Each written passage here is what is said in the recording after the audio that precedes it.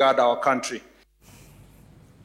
Now, African heads of state have renewed calls for urgent reforms to the United Nations Security Council, insisting that the continued exclusion of Africa from permanent representation is both unacceptable and indefensible.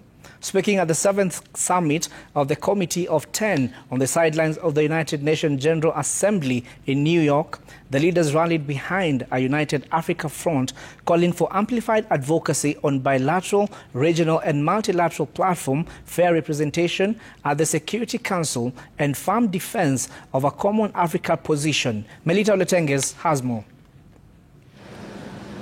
It has been a long and elusive walk to have African voices meaningfully included in the UN Security Council since its establishment in 1945.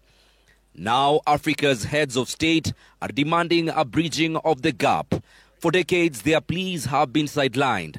They insist Africa deserves a seat at the table where global peace and security decisions are made alongside the high and mighty. Africa's continued exclusion is unacceptable and indefensible.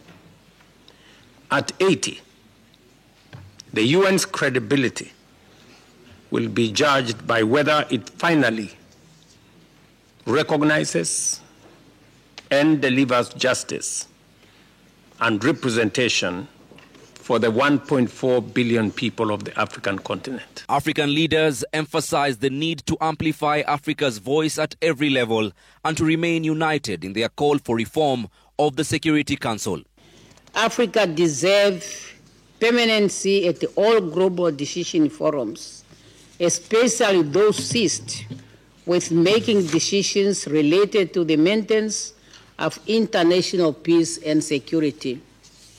The reform of the Security Council is not a matter of convenience, but of necessity, essential for the credibility of multilateralism itself.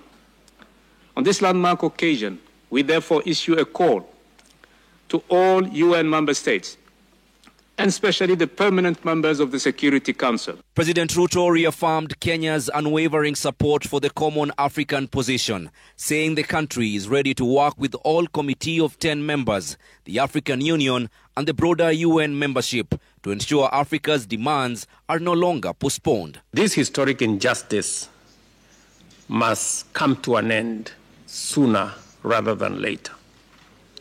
Beyond asserting our right, we must be clear about what we seek and how to achieve it.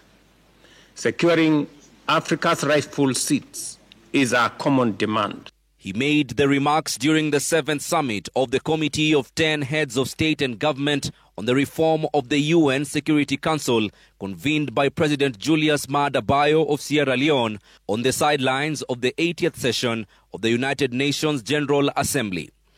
Melita Oletenges, Citizen TV. All right, thank you very much, Melita. Now